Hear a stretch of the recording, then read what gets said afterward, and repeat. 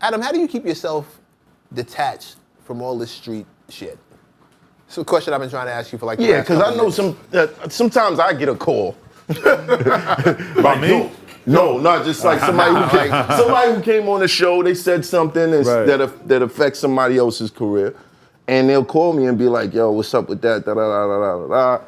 I've been getting those calls my whole career, like my whole career, but pre-internet, I get those calls. How do you stay? Is what? Because you're black, you get those calls. Can What do you he mean? answer? Yeah, because Can he answer? I'd like to know what he thinks it is. I mean, let's not act like I haven't had close calls. I mean, there's been plenty of times that motherfuckers were mad at me, and from both the like actual like hard street dudes to the weird ass fucking psychopath fan type kids who can't get a DM back. You know, I mean, motherfuckers definitely get mad, but you just gotta handle your shit and just you know, try to move correctly. Because I mean, I don't like when I really look at my entire time talking about LA gang shit. I can't really think of any times of significance when I really pissed anyone off, you know? And I think that's why I like go to people's hoods just to like film shit and like it's all good. And I mean, I do when I go into those situations, I handle it the right way, but I don't know. I mean, my biggest rule is I try to like, we could cover shit, but I'm not gonna use this platform as like a platform for you to propagate like hate towards another gang. That's one thing that we ran into with Crip Mac, where sometimes the shit that he would say, like he said some shit on live dissing another hood that he don't like, that was over the line for us, where it's like you can't be using the special names for different hoods or different gangs that they're not supposed to say, that it's like, you know, like that's over the line to me. Or like, you know, even if you were smoking on somebody's homies or whatever, if you start saying shit like that, like we're gonna edit it out, or we're like that's, and it's not like I definitely heard somebody fucking from the Bronx smoking on somebody that I didn't know that's what they were talking about, and then I watched it like a year later and I'm like, we could have definitely edited that out. But you know, I mean, you just got to be smart and move strategic and have the right people respect you. Obviously that's not, I mean, Nipsey Hussle got killed by a fucking weirdo who, maybe I shouldn't even say that. Nipsey Hussle got killed by someone who realistically wasn't shit in their hood, and he is like the king of their hood. And I mean, that tells you all you need to know. Like a fucking king could get killed by a peon and it just happens. So you just move around right and try to handle your shit right.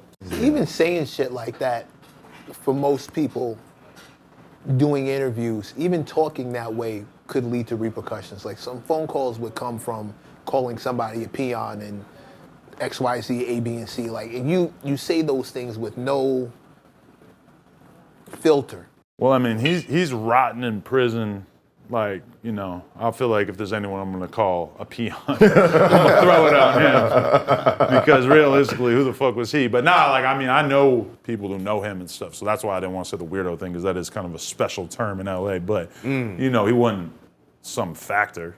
He wasn't Nipsey. He was like, you know, 1/10,000th of a Nipsey in terms of clout and notoriety or whatever the fuck you want to judge somebody based on. So. Not just him though. I just mean in general. Like I've watched your shit. I see, and even when you're talking to other people, like not even doing an interview, but when somebody's talking to you, you speak with a freedom on some journalistic shit that it's borderline reckless from time to time. If just a touch. And I wonder if you're aware that you're doing it, or is it just? I don't think I bite off anything I can't chew. Fair enough. One thing I will say, every time I see on your platform, there's a nice engagement of energy, pushback. And I'm like, why is this always happening? Is it because he's white and they feel he's safe? Is it because they're catching him? Do you get that Vlad shit, man? Yeah. Niggas They come with a lot of aggression towards you. Who? Once in a while. Yeah, all right. It happens more than normal. Let's get to the question. Are you an agent? A federal agent? No. I work on a state level. No.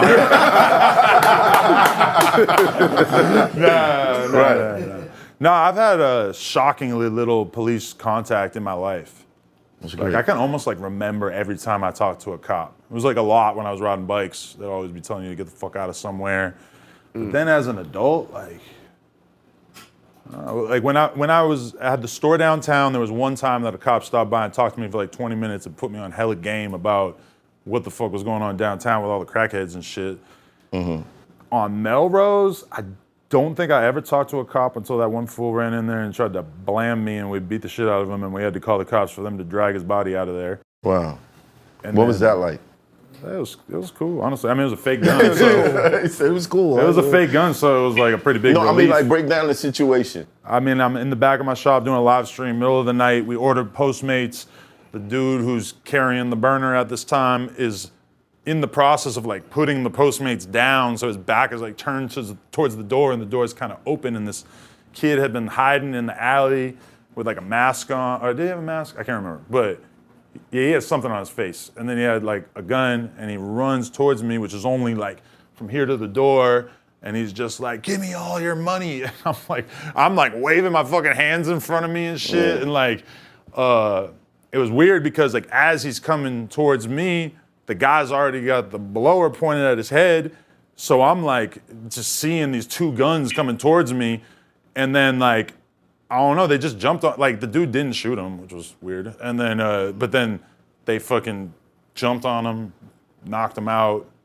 And the gun was fake. And the gun was fake, which was weird, because even when the dude didn't shoot him, he said that he thought the gun was fake right away, which, I mean, to me, I would have preferred that you still shot him, but, I mean, it's like, it looked weird. It had like tape, or like, it just looked like multicolor and shit, because like, honestly, the guy who had the gun at the time, like, he had the same impression I had, which was that it seemed so weird that it almost felt like a prank. That's what was going through my head, is like, is this a joke? And also, like, at the same time, like, should I be terrified right now? Like, but it kind of felt like a joke. So then when we found out the gun was fake, it was kind of like, oh, okay, well, I guess it was kind of a joke. Did you get a nice little kick in there? Honestly, I just went and ate the food, and I didn't even. That's how you close out a night. I didn't even.